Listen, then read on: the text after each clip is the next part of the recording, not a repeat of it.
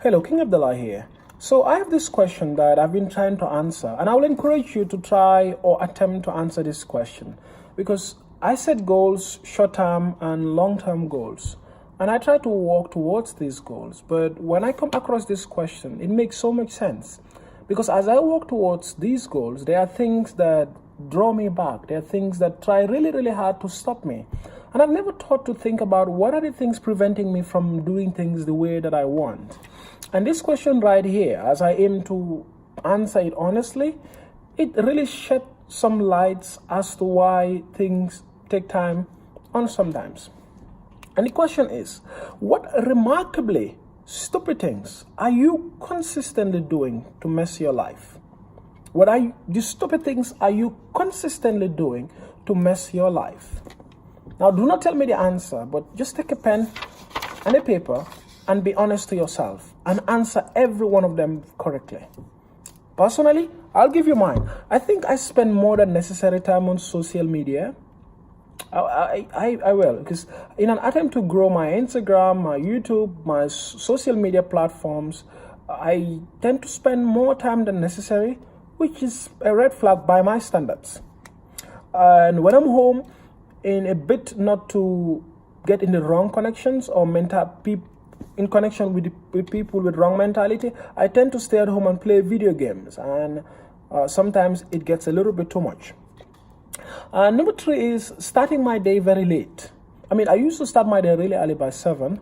Now, sometimes it's really, really late. That is embarrassing to say.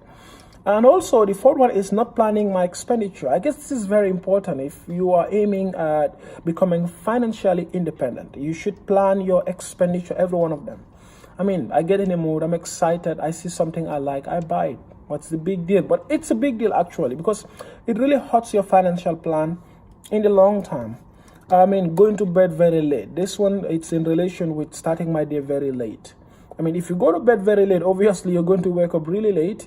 And then as a result or as a consequence, you start your day very late. This is also not a plus.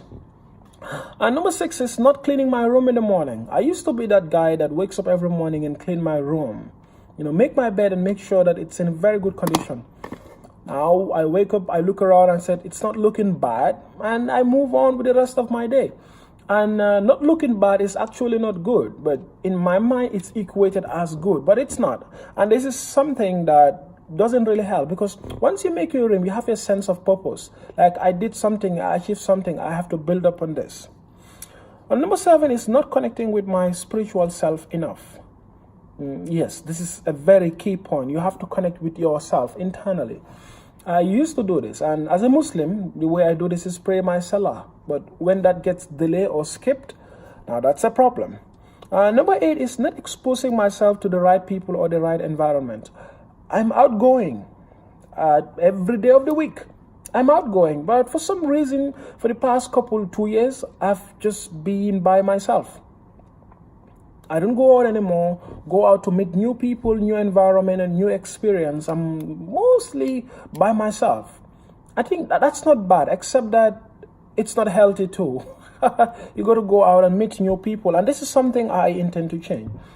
Number 9, lack of clear goals that are time bound. Now, when I say this, it might come off a bit surprising. You don't have goals? Of course I do. I can even show you where I write my long-term and my short-term goals, and I look at them and I read them every day.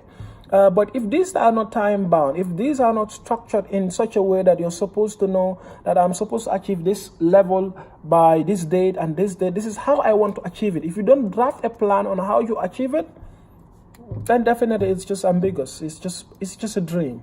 And number 10, inadequate savings plan. I think what I've been telling myself all along is, if I just work hard enough and save enough, my account will be in a healthy condition. But no, that's a problem. That's really not an adequate savings plan. Working really hard to save? No, it's not. Maybe take some of that money, which I plan to do now. Take whatever that I save and put it into some sort of investment and then see what it turns out. Although this may be risky, but it's better than just putting it somewhere, hoping that it will grow at a certain percentage over a period of time. It rarely does. But as I do this, I just don't want you to stop at watching it. I want you to try it. Ask yourself the same question. Take a pen and a paper and ask yourself the same question. What stupid things am I consistently doing every day that is messing my life? If you're true to yourself, if you're just honest to yourself, you will be surprised at the things you are doing that are really, really not helping your cause.